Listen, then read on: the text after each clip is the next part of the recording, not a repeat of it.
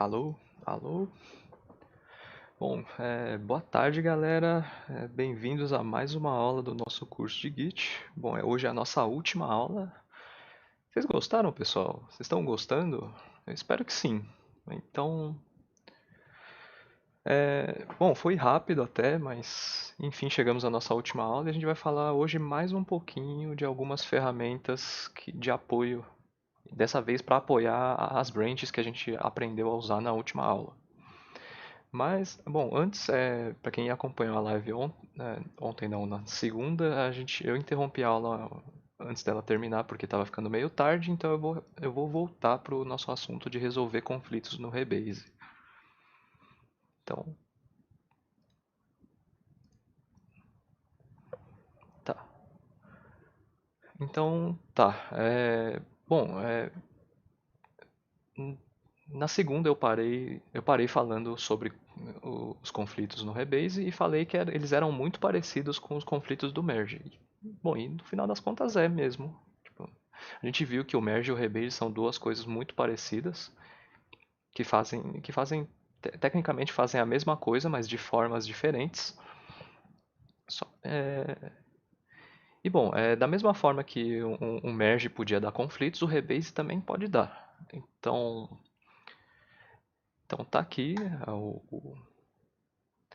é, assim como o merge ele vai tentar fazer um auto rebase, né? Vamos chamar ele assim. Mas como tem um conflito gerado aqui, ele interrompe esse rebase. E, bom, isso normalmente é um sinal para vocês tomarem muito cuidado, porque quando a gente está fazendo um rebase, ao contrário do merge, a gente espera que não tenha nenhum conflito. Por quê? Um conflito significa que alguém mexeu no que você estava mexendo. E quando você faz um rebase, você está reescrevendo a história, se essa história mudou no meio do caminho, quer dizer que tem alguma coisa errada. Então, antes da gente aprender a resolver o conflito, a gente vai aprender a cancelar ele. A gente pode a qualquer momento abortar o rebase. Tem alguns casos que a gente vai querer continuar, mas aqui o comando para abortar ele é esse aqui. Git rebase abort. Ele cancela esse estado de conflito. E aí você pode, sei lá, prosseguir ou fazer um merge ou ver o que aconteceu. Dito isso, depois que você avaliou se você quer realmente fazer um rebase em cima do que foi feito, aí você resolve os conflitos da mesma forma que você resolvia no merge, em que ele entrava naquele modo ele adicionava aquelas linhas indicando que tem um conflito dentro dos próprios arquivos de texto. E aí você resolvia eles manualmente e depois dava o git merge de novo, como se fosse um outro commit. Aqui o comando para continuar esse rebase é o git rebase, dois tracinhos continue. Lembrando que você tem que resolver todos os conflitos antes de fazer esse continue, senão ele vai te barrar de novo até que você resolva todos.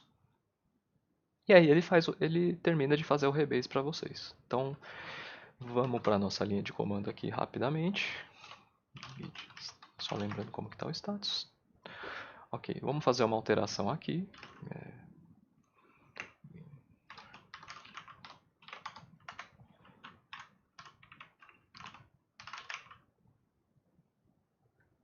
Vamos, vamos adicionar um conflito aqui manualmente.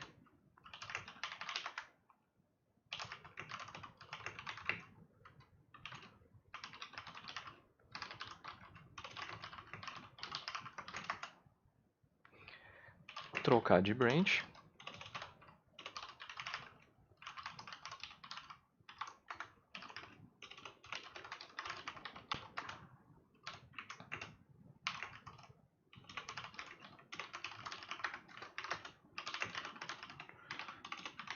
Estou passando aqui um pouquinho rápido para não perder muito tempo.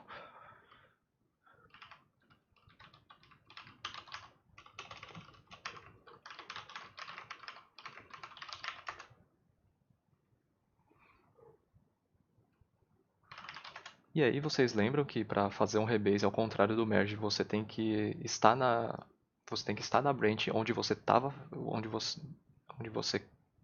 do ponto que você quer partir. Então, estamos aqui na,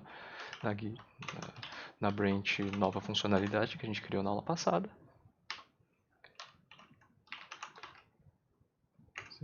E dando um rebase com main. E aí, conforme esperado, ele deu aquele conflito. Vamos dar um git status aqui para ver o que aconteceu. Pronto, ele está com um conflito no arquivo 1, conforme a gente acabou de fazer aqui. E aí, normalmente você vai conferir todos os arquivos. Aqui, da mesma forma que o merge. Aquelas linhas com as duas alterações.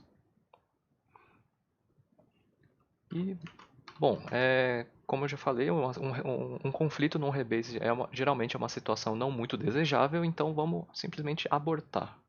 Porque resolver o conflito seria basicamente a mesma coisa que o merge. Então, a única coisa que muda é o comando. Então, aborta. Status. E de novo, abrindo o arquivo 1 aqui, voltou para o estado anterior.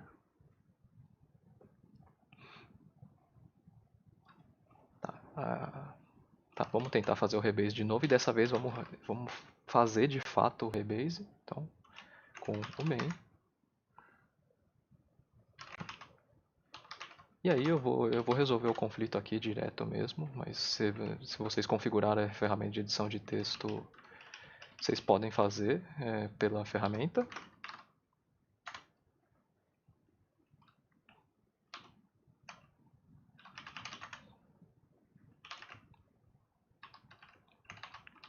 Adicione os arquivos para a staging area.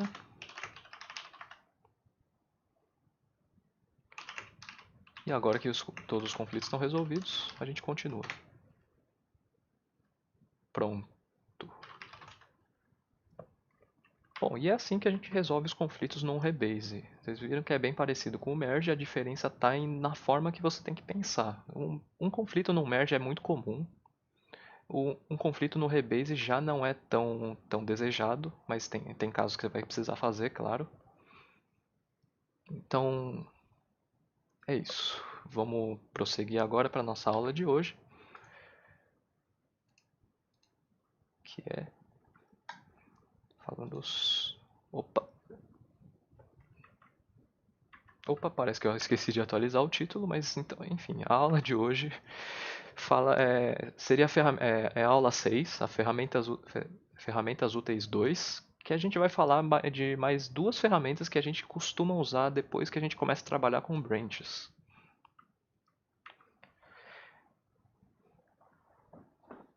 Tá, e quais são essas ferramentas? A gente vai falar hoje de stashing e tagging. Stashing seria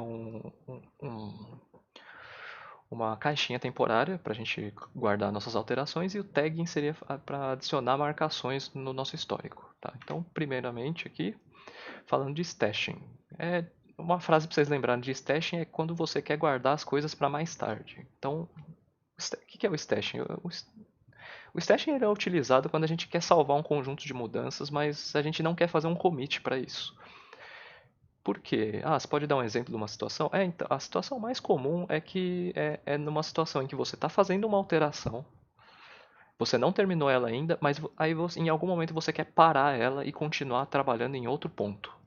Sei lá, às vezes porque você está esgotado, sei lá, você está trabalhando numa parte mais difícil do seu código e não terminou o que você quer fazer ainda e quer voltar para uma parte mais fácil.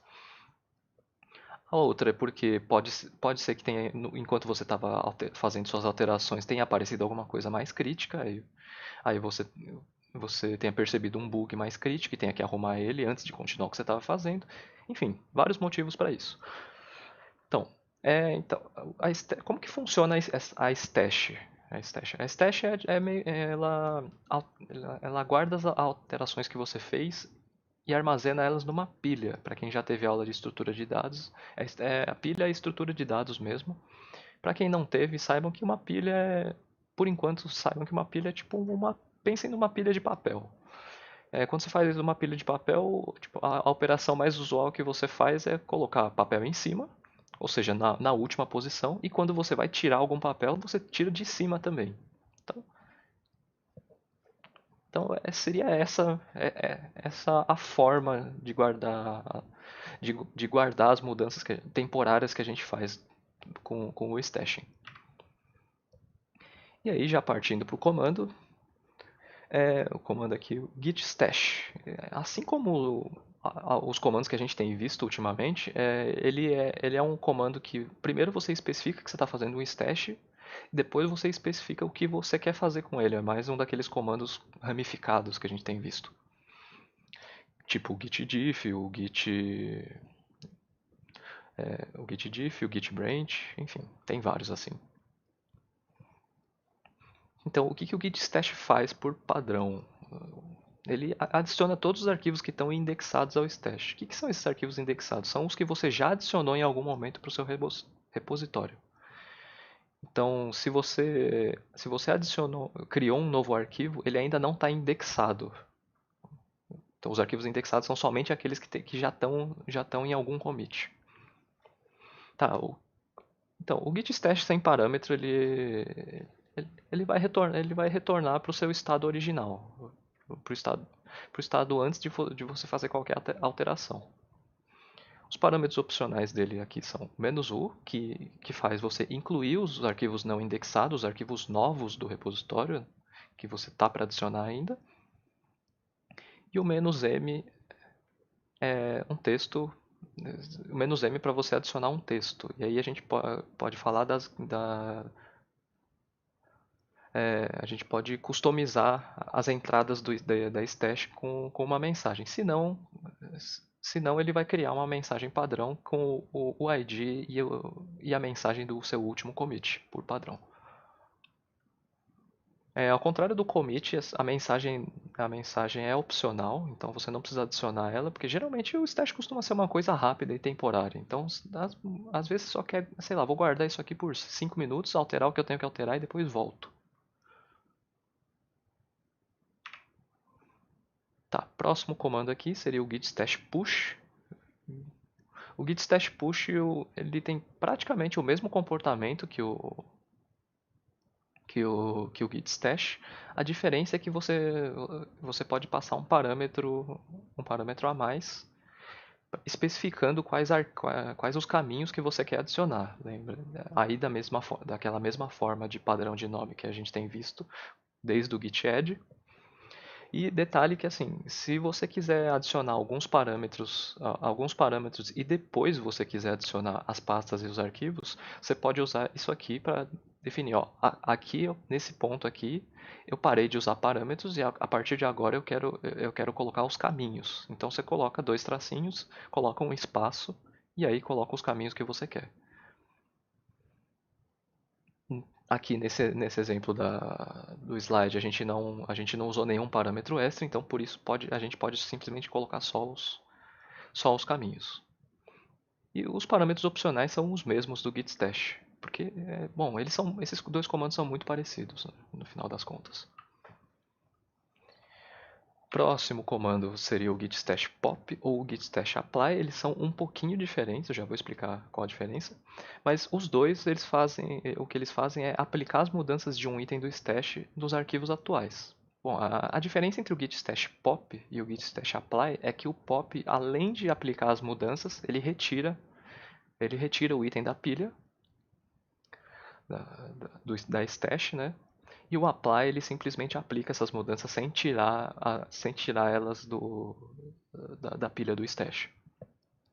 O comportamento padrão, ou seja, sem parâmetro nenhum, é que ele vai aplicar as mudanças do último item.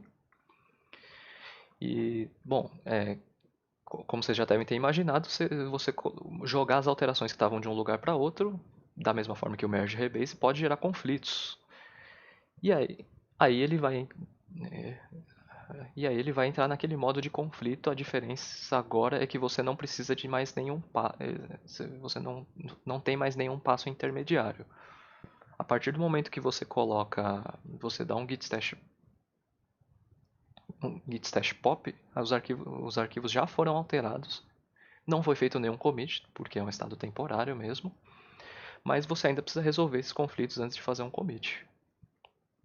E um outro detalhe é que quando ele detecta conflitos num git stash pop, ele automaticamente segue o padrão do git stash apply. Ou seja, ele joga as mudanças e não retira o item.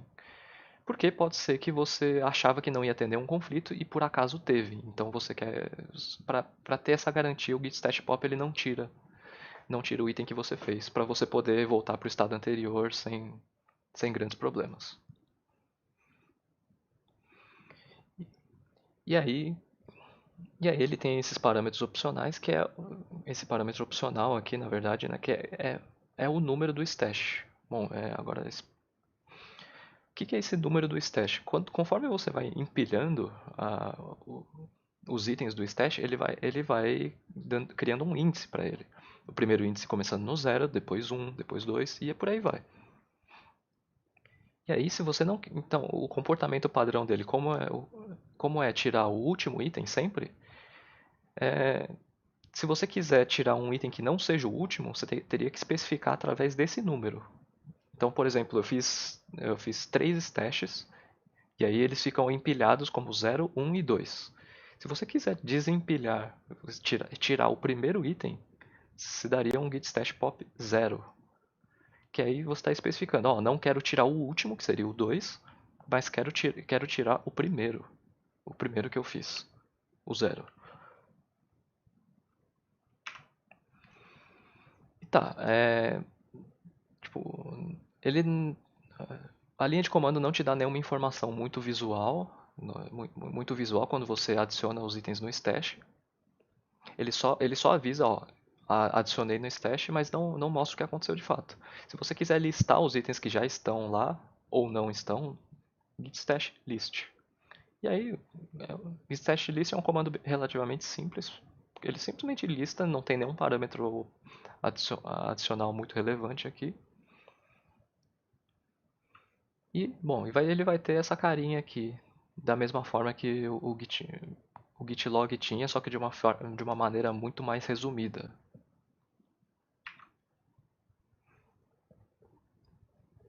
E aí, se você quiser detalhar um pouco mais o que você fez, o que está no stash, você dá um git stash show. Aí seria um comando análogo com o git show que a gente viu umas aulas atrás. Bom, se você passar sem parâmetro, ele só te fala quais alterações você fez, quantas alterações você fez em cada arquivo. Se você passar esse parâmetro opcional aqui, "-p", aí ele detalha o que foi alterado em cada linha que você alterou, o que foi inserido ou o que foi removido. E assim como os outros comandos que a gente tem visto do stash, você pode passar um número para ele. Um número para ele para especificar qual comando qual item você quer visualizar. Tá, e agora, bom, vamos supor que você fez uma alteração, colocou no stash e agora você não quer mais fazer ela. A gente tem duas formas de retirar os itens do stash, que é o git stash drop. Primeiro o git stash drop. Então, o git stash drop é normalmente utilizado quando dá algum conflito no stash, quando você faz aquele stash pop. E aí, beleza, terminei de resolver os conflitos, era isso mesmo que eu queria. Aí você dá um git stash drop no último item que ficou porque deu o conflito. E assim como os outros comandos, você pode passar um número para ele para especificar qual item você quer retirar. Senão, ele vai simplesmente retirar o último item.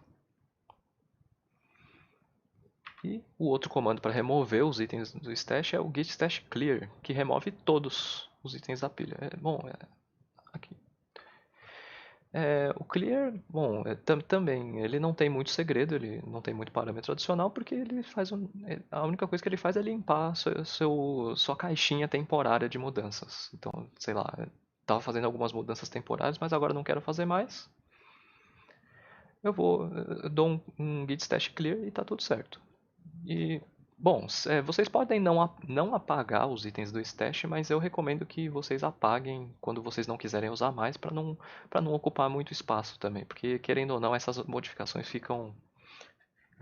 Elas não ficam visuais pra gente, porque a pasta de configuração, né, aquela .git que a gente viu no começo das aulas, fica escondida, mas ainda assim está ocupando espaço. Então, fora que você pode, sei lá, sem querer dar um git stash pop em algo que você achava que não estava lá.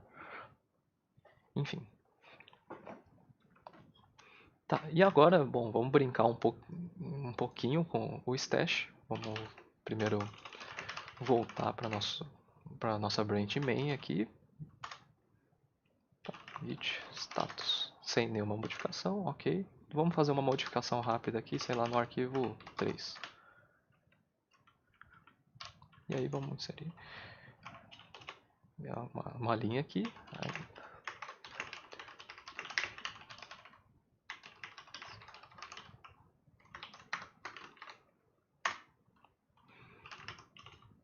Git status. Bom, aí conforme esperado ele começa a reclamar que tem uma alteração, mas beleza, não quero fazer essa alteração agora, que sem problemas. Git stash. E aí ele vai empilhar as nossas mudanças no stash. Aqui, vamos dar uma olhada como ficou o nosso stash. Tá aqui. Ele deixa suas mudanças bem guardadinhas aqui nessa caixinha.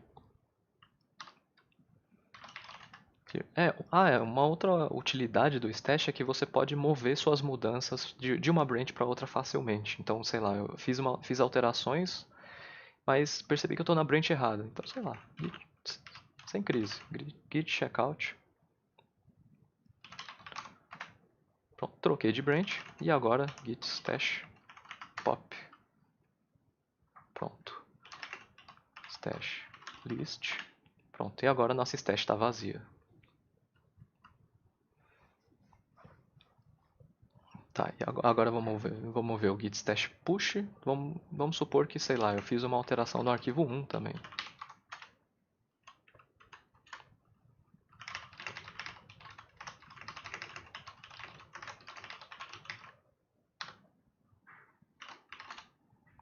E vamos supor que a gente quer colocar na stash só o arquivo 3 dessa vez. Então, git stash push. E aí vamos fazer uma combinaçãozinha rápida de parâmetros.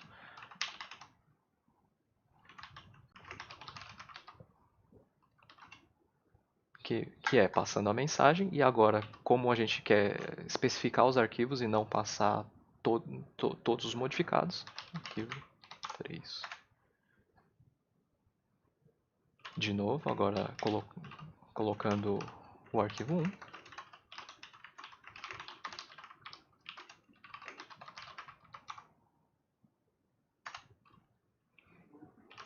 Vamos dar um git status aqui de novo. Bom, foi tudo para o stash, ou seja, não tem nenhuma mudança aqui. Bom, detalhe que o stash ele inclusive guarda as alterações em si, não guarda só os arquivos. Que faz sentido, né? Tá. E agora vamos fazer, sei lá, um git stash pop de um específico. Então antes vamos olhar a lista. Aqui, ó. Então, por padrão, se a gente não passar nenhum parâmetro no stash pop, a gente já viu que ele vai remover esse aqui da lista e aplicar essa mudança. E, bom, vamos supor que ao invés disso a gente quer tirar da stash essa mudança aqui. A gente só passa esse número que está aqui dentro. Você pode passar o nome inteiro, mas não precisa. Tá? Então, id stash pop 0. E aí ele recupera as modificações que a gente fez no arquivo 1.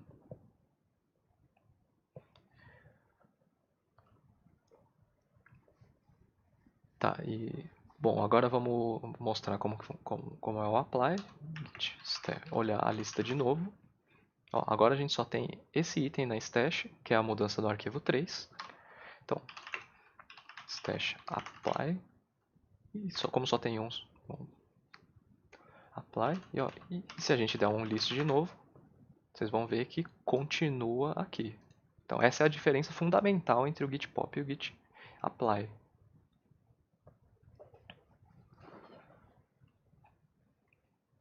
Tá, bom, qual comando que falta mesmo? Ah, falta os comandos de remover itens da lista. Então primeiro vamos usar o git stash drop. De novo, só tem um item. E aí ele avisa que você removeu o 0. Se a gente listar de novo, vai ver que tá vazio. Ele voltou para a linha de comando porque tá vazio. Tá, então vamos voltar nossos arquivos para como eles estavam antes. Pronto. E voltar para branch main.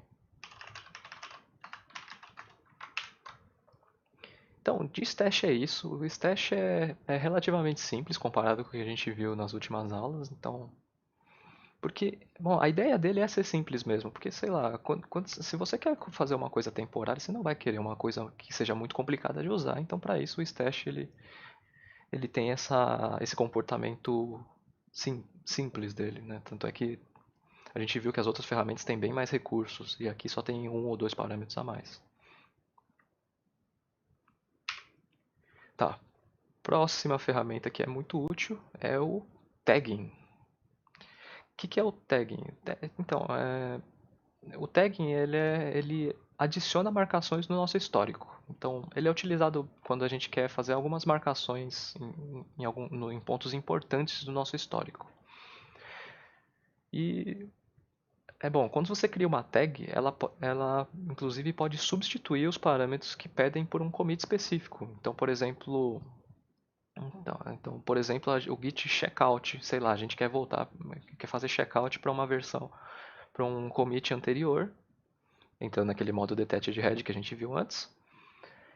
Então, se o commit que a gente quer tiver uma tag associada a ele, então, por exemplo, sei lá, essa v1 aqui, a gente pode simplesmente, em vez de passar o ID do commit, que aí a gente precisa ficar passando aquele ID que ninguém nunca lembra, a gente pode simplesmente passar o nome da tag que ele volta para o mesmo ponto. É como se você estivesse criando uma outra forma de chamar o seu commit. Então, um caso de uso muito comum para ele é para numerar as versões dos seus sistemas. Então, sei lá, vamos supor que você vai fazer uma atualização grande no seu sistema e você quer marcar, ó, a partir desse ponto, minha aplicação deixa de ser 1.0 para ser 2.0. Eu fiz uma mudança muito grande. E aí você adiciona uma tag aqui no commit para você poder voltar para essa versão sempre que necessário. E muitas vezes ela é necessária. Quando você vai publicar uma aplicação, você não pode simplesmente pegar a última versão, porque pode ter coisas em teste ainda, coisas que não estão estáveis. Então, para ficar mais estável possível, a gente marca, ó, esse aqui é um ponto estável, onde a gente fez tudo o que a gente prometeu fazer e está tudo certinho testado. Ou seja, pode usar essa versão aqui para o público, para quem tiver que usar a nossa aplicação. A tagging tem outros motivos para você querer criar uma tag num commit específico, mas o caso de uso mais comum eu imagino que seja para essa numeração de versões. Tá, e aí a gente pode falar um pouco sobre as tags anotadas. Então, você pode simplesmente criar uma tag com esse nome aqui e beleza. Seria uma tag minimalista só para você ter um ponto para você voltar rapidamente. Mas se você quiser detalhar um pouco mais o que tem nesse commit, além da mensagem de commit, você pode criar uma tag anotada, que seria algo desse tipo aqui. Tipo, além de criar a tag, ele cria uma mensagem ou um mini arquivo de texto indicando o que você quer que ele indique. Então, isso aqui é bem parecido com a mensagem de commit, tá? Então, seria só uma forma a mais de fazer a marcação e detalhar o que você fez no seu código. Tá, e agora vamos para os comandos agora.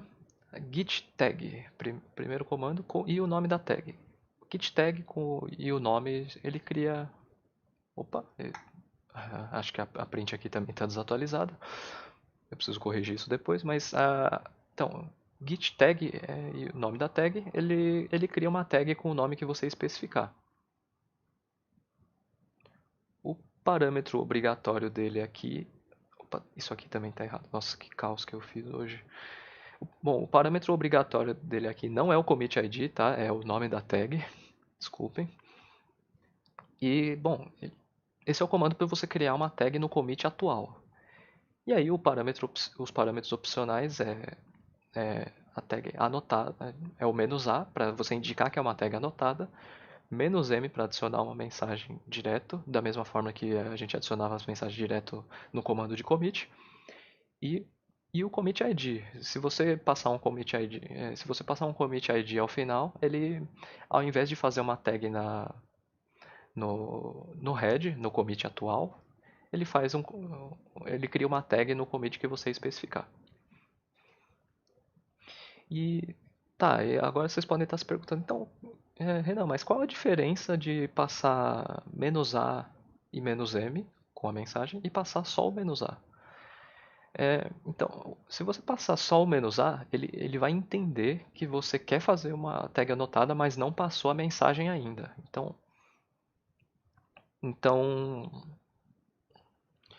então é meio que uma forma de você garantir que você está fazendo uma tag anotada, não fazendo só uma tag com um nome qualquer. E aí, se você passar só o "-a", antes de criar a nova tag, ele vai entrar no seu editor de texto para você digitar uma mensagem. Assim que você salvar e fechar, ele vai criar a tag. Se o texto estiver vazio, ele não cria a tag. É uma validação a mais que quando vocês estão criando tags anotadas, é bom pegar o costume de usar. O "-a", inclusive, serve também se vocês quiserem criar uma mensagem um pouco mais completa, multilinha, né? O "-m", como a gente viu, são para mensagens mais rápidas. Então funcionaria da mesma forma que o "-m" do commit. Próximo comando, git tag "-l", que, bom, talvez vocês já tenham adivinhado que o "-l" ele lista as tags do repositório. E os parâmetros opcionais é que você pode passar um padrão de nome de tags. Sei lá, vamos supor que todas as tags de versão você está especificando como V e o número da versão. Então você quer passar você quer listar só as tags de versão. Então você passaria algo do tipo git tag "-l" e, e como parâmetro você passaria um V asterisco, já utilizando aqueles coringas que a gente viu nas nomenclaturas.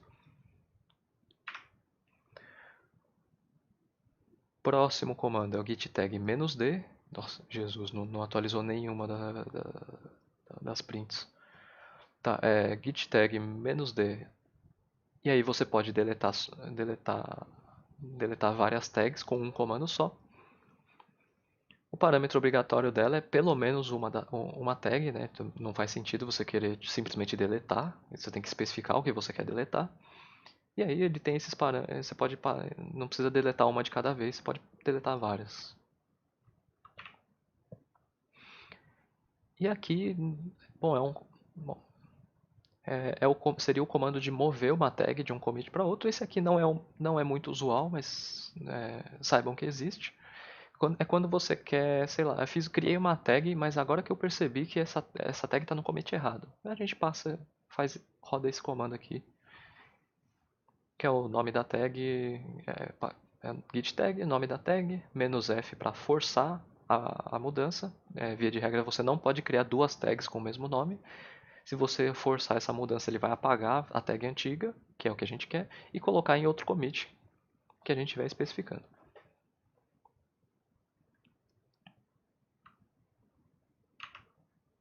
Tá, antes da gente prosseguir para falar sobre as tags no remoto, vamos voltar para a nossa linha de comando aqui. Então, git status. Tá, vamos supor que a gente quer criar uma tag. A gente terminou de desenvolver nossa aplicação aqui, nosso sistema. E a gente quer lançar a primeira versão oficial dele, ó. Momento importante. Então, momento importante, primeira coisa que tem que vir na cabeça de vocês, tag. Git tag v1. Então, para ser a primeira versão da nossa aplicação aqui. E aí vamos listar as tags. Opa, tag "-l". Pode ver. Opa, já tinha uma tag criada aqui. Já aproveitando que já tinha aquela tag "tzet", né? Porque eu digitei errado. Tag "-d". Vamos aproveitar e já mostrar o comando de deletar. Git tag "-l". Pronto. V1. Pronto. E aí uma situação que também é muito comum. Ah, lancei a V1, mas... lancei a V1, mas... Pera aí, faltou um detalhezinho. Bom, então a gente vai ter que fazer mais um commit. Então, mais um commit. Vamos fazer uma alteração aqui. Detalhe que faltava. Salva. Commit. Agora vai. Por favor, não façam isso num repositório sério, tá? Esse é o tipo de mensagem que a gente olha e não sabe o que aconteceu, então usem mensagens descritivas, gente, não, nos commits de vocês. Tá, tá, e agora sim é a V1. Então, git tag V1 -f de force para forçar. E aí a gente especifica que é no head. Pronto. Aí, assim, com isso a gente criou uma tag, deletou uma e moveu ela. De tag, então de tag, de comando git tag é só, não tem muito mais o que detalhar por enquanto. Então, peguem aí mais uma ferramenta para vocês utilizarem nos repositórios de vocês. Tá, mas bom, tudo isso que a gente fez até agora de tagging foi tag no local, ou seja, quando a gente faz o git push, o comportamento padrão é não passar as tags, porque às vezes você quer criar uma tag que é só para você lembrar do que você estava fazendo, do que, tipo, lembrar de um ponto que você precisa voltar em algum momento. Então, quando você faz o git push, se você não especificar nada, ele passa só os commits. Aqui, tá vendo? Não nenhuma setinha com tag aqui. Então, se a gente quiser passar inclusive as tags, a gente tem algumas formas de fazer, a gente já vai ver, mas saibam que é no comando git push, o mesmo comando que a gente utilizava para enviar as informações para o nosso remoto. E, bom, faz sentido a gente colocar essas funcionalidades no git push para centralizar como o comando que manda informações para o remoto, sejam elas commits, sejam elas tags.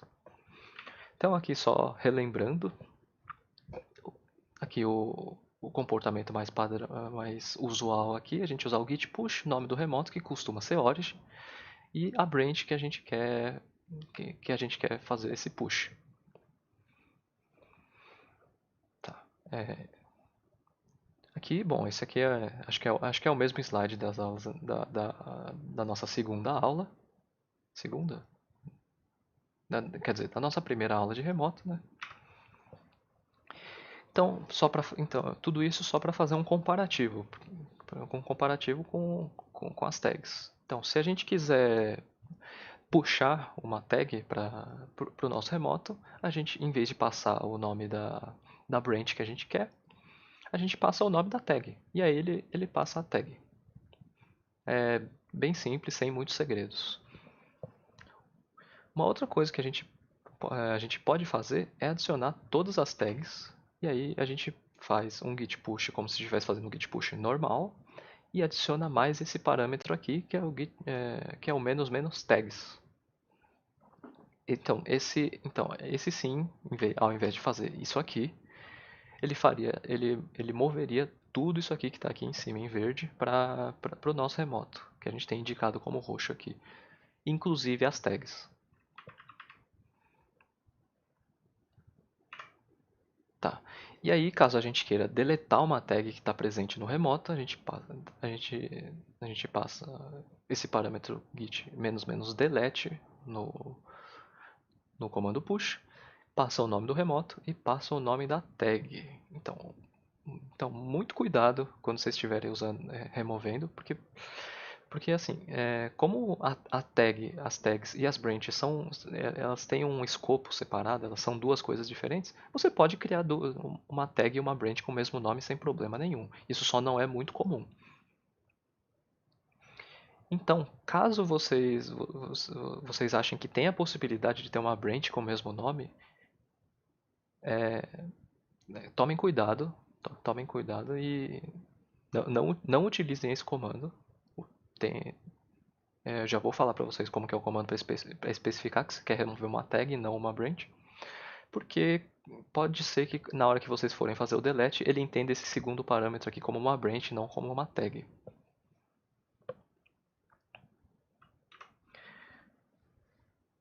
Tá, então, bom, opa, spoiler. Então, as tags no remoto são basicamente isso. E agora, bom, vamos fazer o nosso push. Ó, aqui, a gente dá um git status aqui só para ver que a gente está 2 commits para trás do nosso servidor remoto. E como a gente está trabalhando com servidor remoto, a primeira coisa que a gente tem que fazer é o quê?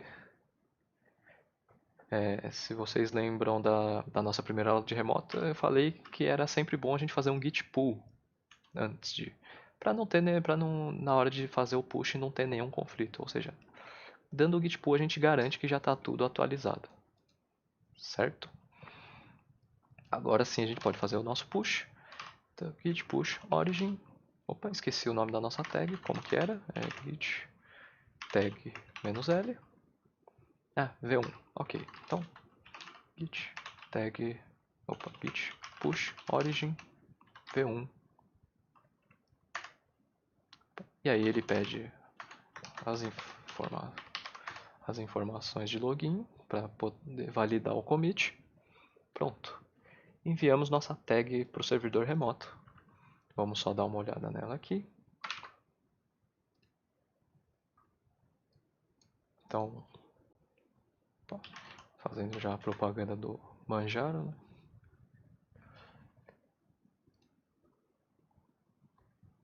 Aqui o nosso repositório. Se a gente for ver agora, antes ele estava com nenhuma tag, agora ele tem essa tag v1 aqui. E o GitHub ele já tem uma integraçãozinha com as tags, tipo, porque eles já sabem para que as tags são usadas normalmente. Ou seja, ele tem uma forma fácil de você baixar o seu repositório a partir desse ponto, que seria a nossa v1 aqui.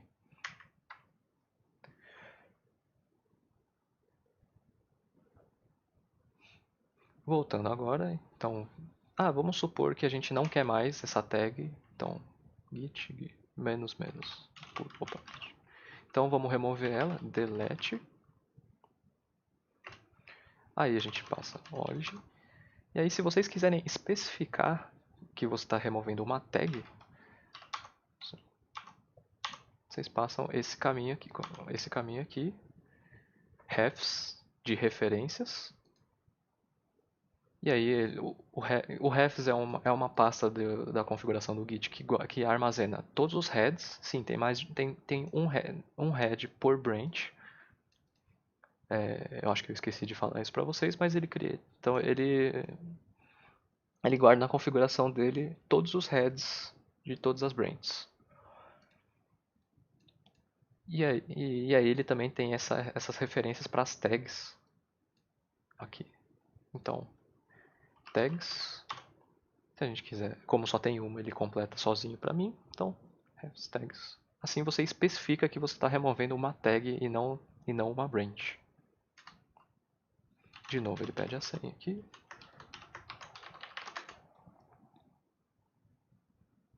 Opa. Pronto, deletada a nossa tag. Opa. Se a gente atualizar a nossa página aqui, pronto, a tag não existe mais. Tá vendo? Vocês viram que até caiu na página de erro 404 porque ele não encontrou a página que tinha antes, que era a página com a tag. Bom, galera, para hoje é isso. Espero que vocês tenham gostado do nosso curso. Opa, esqueci de falar dos links, né? Então, os links aqui, primeiro, eu normalmente não uso esse livro aqui do Git, porque eu acho ele um pouquinho complicado de entender em alguns pontos, mas esse capítulo em específico ele tá bem didático sobre stash, que fala sobre stashing. Então, se vocês quiserem dar uma lida, eu não sei se tem a versão dele em português, eu sei que o livro é parcialmente traduzido em português, não sei se essa parte está traduzida. E aqui um link da Atlassian de novo para vocês, se vocês quiserem entender um pouco melhor o que são essas tags. E esse sim está em português. Então, bom, para o nosso curso é isso, galera. Espero que com isso vocês consigam pelo menos trabalhar de uma forma simples nos seus projetos a partir de agora, utilizando o Git. E agora eu vou pedir para vocês ficarem mais um tempinho, primeiro para eu explicar como que vai ser o recebimento do certificado e, e apresentar a nossa equipe aqui para vocês. Então, primeiro, vocês têm até o dia 30 para entregar todos os exercícios que eu tenho postado lá no Google Classroom. Por favor, pelo amor de Deus, se ainda tem alguém que não está no Google Classroom, manda mensagem para a gente no Discord, na página do Facebook, no Instagram, em qualquer lugar. A gente orienta vocês para entrarem nessa plataforma e terminarem os exercícios. Bom, vocês têm, como eu falei, vocês têm até dia 30 para resolver eles. E, bom, eles não precisam estar certos, eu expliquei isso no começo, é só uma forma de vocês conferirem o conhecimento de vocês. Vocês podem, inclusive, submeter e ressubmeter várias vezes, ver o que vocês acertaram e o que vocês erraram. Eu imagino que nos próximos dias o nosso pessoal termine de corrigir todos os exercícios. E a gente vai adicionar um feedback falando o que vocês erraram e por que vocês erraram. E a data limite para eles estarem pelo menos preenchidos para vocês poderem receber o certificado é dia 30. Então, qualquer dúvida que surgir, falem com a gente pelo Discord. E é isso que eu tenho para falar sobre o encerramento da nossa disciplina. E agora eu vou pedir para o pessoal que está aqui na nossa chamada de Discord de apoio, desmute o microfone. Galera,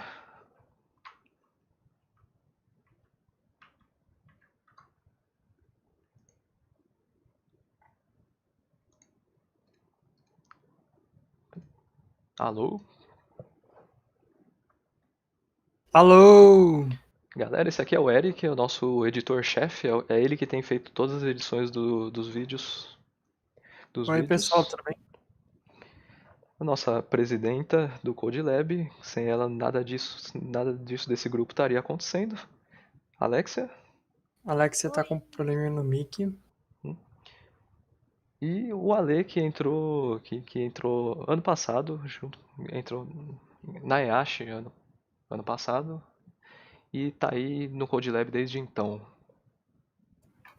E aí, pessoal? Eu queria agradecer também a Ana Clara e o Raul que têm me ajudado com os exercícios. E, bom, e todo o pessoal do CodeLab, o Otávio que não pôde estar aqui hoje. E é isso, galera. Muito obrigado mais uma vez.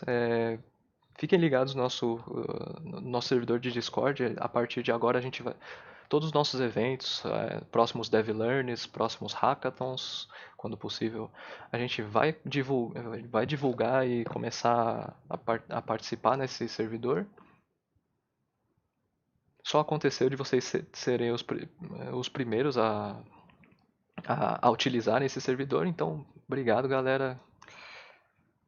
E Por hoje é só. Falou!